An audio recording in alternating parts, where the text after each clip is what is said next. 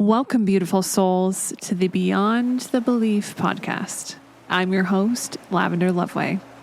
With each episode, I invite you personally to join me as we explore a belief. It might be a widely held idea or a forgotten truth, or perhaps even one that feels unknown or deeply contested. This is a sanctuary for exploration, a place to absorb, listen, and learn with an open heart. We're shedding the heaviness of right and wrong and ascending into the lightness of greater connection and expansive knowledge. Today's episode is no exception. This is another precious opportunity to find a little gem or two of wisdom that helps you reweave your own tapestry of truth. In a recent channeling session, I was receiving from my guides something that we don't often celebrate that I feel like is so important and so crucial. And it's something that is very part of us, but that we lost along the way. At some point on our journey, more than likely in our childhood, we lost a little part of this, but it's never really lost, and it can be found. And here, in this moment of now, you can make a choice to recover it and change your whole life journey. Creating space, or essentially the power of the pause, is something that we have learned to scurry and scuttle about. If someone asks for a few minutes, we instantly start the mental clock. How long is this going to take? Is this person going to be doing this for a while? I got somewhere I need to be. And as I affectionately joke that this is like a record that plays. We have many records that play. We don't realize we put them onto the record player, but this is one of those records. The moment time or pausing or taking a moment comes into the moment, we instantly put this record on. But what I will say is that this is learned behavior. It's learned.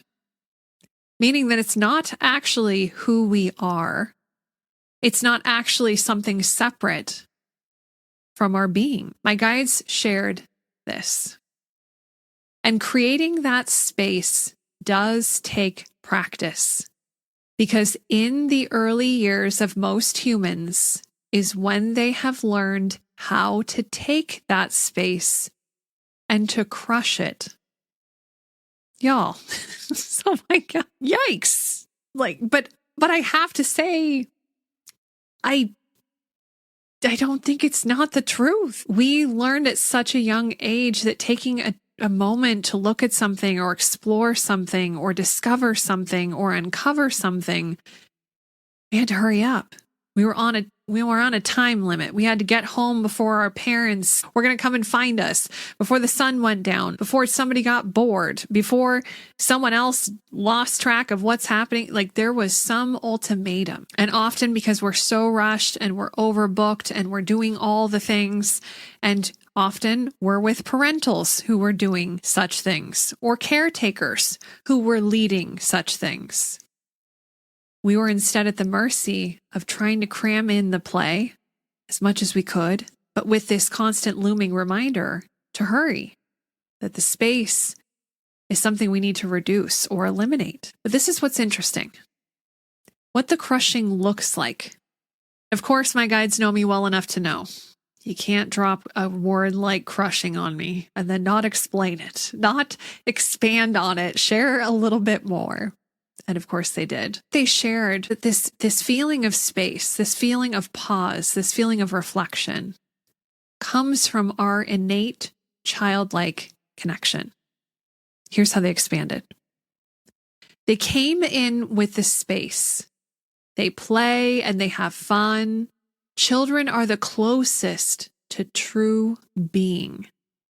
But then the world, in its fears and controls, it then gets projected and crushes the space. So it is the culture. It is the learned behavior. It is not the innate ways of our being, and that children are the closest to true being. The preciousness, the innocence, The focus on the small things. I know for me as a child, if anything was emotional or somebody was upset or something was happening, I was right there. I wanted to know what I could do to help, what I could do to alleviate. There's a genuine heart. We never lose that. The space around it, the space of the thing, and maybe the thing does get caught in some sort of crush. But those are the deepest parts of our being, of our heart. As I've shared before, space is what allows for creation. Creation needs space. And cultivating space is a practice, is something that the world tells us to hurry. And we must instead go inward and allow and expand, as truly it is the prerequisite for discovery, uncovery, and connection with true wisdom. My guides went on to share. You must create space. You are the observer. If you cannot create the space, you cannot see the perspective. You cannot see what is in front of you accurately. Woo, drop the mic. And it's true. It's so beautifully true. The space allows for perspective. The space allows for connection. The space allows for understanding. The space allows for resonance. We don't often, as adults, and I can speak from my own perspective, I did not allow myself not even an ounce of space or time, if you will, to do anything. It was go, it was fast, it was now, it was take action, it was hurry, first bird that gets all the worms or whatever. Like, I guess I wanted the whole neighborhood of worms. Like, I did not allow for that space. But what I have put into practice over the last, I honestly would probably say maybe 2 months, 2 calendar months, is a very active contemplation practice, is a very active in the moment invitation that when things start to get a little fuzzy or hairy or I instead allow myself, I invite myself to create even just a little bit of space. And I sit with the discomfort, with the because I want to understand it. I want to invite it in so that I can commune with it, understand the bigger picture, and see it for what it is so that I can heal it and set it free. And it has changed my entire life experience. Inside, outside, I cannot even tell you. Was it difficult to do? Yes, it probably honestly took me about 2 months to get into it, if I'm very honest. Because I had been in such a rigorous process of relentlessly cutting off any, it's like trimming the fat, it's like trimming off any extra time, any extra place where I could squeeze something in. I was all over it because for me, it was about efficiency. It was about getting things done. It was about being efficient. That's not what life is about, y'all. It's not. Trust me, I used to think it was. And I built a world around it. And this is why I had to keep that world architected. I had to hold it up. And it was heavy. It was very heavy. And I got to many, countless points where I was like, I don't even know if I can do this anymore. I'm exhausted. What is happening? Why am I doing this again? Because that wasn't me. That was the me that I had told myself I was. That was the me that my ego was trying to build, but that was not me. And now that I see that, I have the perspective. Because I will say, having space, I think that's the biggest blessing. That is the biggest blessing. Is perspective, is being able to see everything, feel everything, have the vantage point of the observer. Truly. And I recently did an episode, and I will link it in the show notes for y'all, about the playful metaphor that Earth is a video game. That it really is a video game. And my guide swooped in to this channeling session and shared a quote that referred to it, and I'll share it with you now. It should be in the in-between stage, at the rest break, the meditation that would be helpful to create that mental space, that physical space, to then be able to, in playing the next level, have more space, have more awareness. They describe this as the biggest secret of the game is space, is creating space. Imagine if we dedicated as much energy to trying to figure something out, to just creating the space. I envision it like us taking the time to cultivate the space and prepare, let's say, our room, prepare our home to be able to receive all this new furniture. We need to make space. We're not going to get the delivery and then figure out where to put the furniture if the house is full. We can't. It just creates more energetic blockage, really. So instead now, while we have the freedom to, let's create the space. And to me, creating space is also instantly communicating with the universe, with the powers that be, that you're ready for more.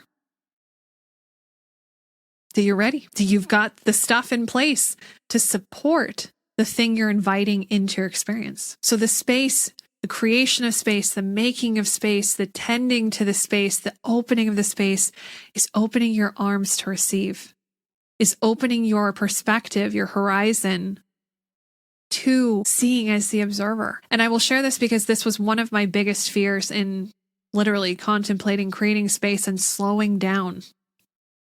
Not trying to be first, trying to be aligned, trying to be connected. I didn't want to try and push anymore. I was tired. I instead wanted to be inspired, wanted to feel pulled. And this was one of my biggest fears, that it was too late. That the space is gone forever, that I've ignored it for so long that there's no way I can do it. That's it. Like, that's nice. I have this lovely dream, but I can't have it. And my guides shared this. It can always be put back. It can always be re-architected. It is not gone forever. It just takes the effort, the choice. And I am a living proof example that with effort and with choice, it can be re-architected. It can be put back. It can be expanded. It can be cultivated. Because it's really through choice. And the effort, I feel like it's a pull. Because it's not a push to make this happen. It's an unfurling. It's a letting go. It's a like, oh, okay. I don't have to keep trying to keep all the balls in the air. I don't have to do that anymore. This is not about trying. This is not about pushing. This is about allowing the deer pull. The other fear that would come up for me is, how long is this going to take? Because I figure, how long have I been trying to keep all the balls in the air? Way longer than I would ever like to admit. So does this mean that I have to go all the way back through it? And beautifully enough, I love my guides so much. They're just, this is the beauty of developing relationships with your guides, because you get to know them on a deeper level, almost at the same level they know you. They've been studying you forever. They know you so well. I mean, you technically handed them the entire blueprint for who you are and what you're doing and your mission or your goal or your intention or what you want to experience. You literally handed them the blueprint. But by you investing the time and the space to get to know them too, it's beautiful. It becomes harmony. It becomes a dance. Because you're getting to hear the music, you're getting to feel the rhythm, you're getting to enjoy the energy, the energetic field, the energetic resonance. It's gorgeous. So, of course, they shared with me this very profound truth that I want to share with you. It does not require that you must take the same amount of time that it took to get out of that back into that. It is not a 1-for-1 ratio. If it took you 5 years to crush that barrier, that space, it does not take you 5 years to re-architect it. That is linear thinking. Ah. And there it is. We often approach these situations in a linear way and thinking about it in a linear way. That's the way it makes sense, right? My friends, it is not linear. It is not a 1-for-1. Just because you've been ignoring it for 41 years. I'm living proof of that. Imagine 41 years, roughly, but 41 years. And it only took me 2 months to get into it. That's it. That's a pretty good ROI. But this is not about that. And it's not calculated like that. It is by choice and by effort. So I made it a diligent practice. I invited myself as many times as I could, literally in as many moments as I could every single day. I leveraged every moment as an invitation. So there was effort. And I continued to choose. I put it everywhere. I put it in my electronic diaries. I'd write it down. It was on note cards. It was on sticky notes. It was everywhere. So that I could not remember. I put a lot of effort into cultivating that energy around me, and it seeped into who I am. So as the invitation for contemplation in this gorgeous moment of now, how can you create and start to make space for that energy? To create space, to allow space, to invite in creation. Yes, it might be very different from the practice or practices that you have right now. I know this to be true for myself. It was definitely a choice. But in doing so, I freed myself. Not only freed myself from a stress perspective, from a pushing perspective, from a making it happen perspective, but I invited in space. I created space. I poured my energy into the inner space energetic field, building in that pause, building in that place that is sacred and fertile to allow something to show up. Because I will tell you what, I was trimming so much fat and creating so much efficiency, quote, that I most literally never allowed magic to enter my life. It didn't have an ounce of breath to live on. I was ninja chopping and freaking just machete coming in. I am fiercely coming at it. And imagine every last little space. I'm just like, I am totally ninja chopping if you're watching the video right now, but I most literally did not allow for magic in my life. And I will say this, in reintroducing the thing that makes my heart sing, which is magic, seeing a shooting star, having the thing that you never expected happen, see the miracle. They're all around us. They happen at all moments. But if we're so focused on controlling, we cannot see them. And if we're so focused on squashing and squishing any last little bit of energy out so that there is no room, no space for creation, for a pause, for magic, we cannot experience it. And this does come down to choice. This does come down to effort. It is a practice, my friends. It is something to put into place. It is not a one-time install in a sense of making this part of who you are. The choice is a one-time install, but it's like tending the fire. It's tending the energy. Okay, I ordered all the seeds, but I need to plant them. How can you plant and tend to the space in your garden to allow magic to enter? Because I will say, from my heart to yours, inviting energy into my life experience has been the absolute most sacred, most treasured, most amazing thing I have ever, quote, done. Ever. It surpasses any benchmark, any accomplishment, anything I have ever experienced or done, ever. I have magic in my life. I feel like I'm living in a Disney movie.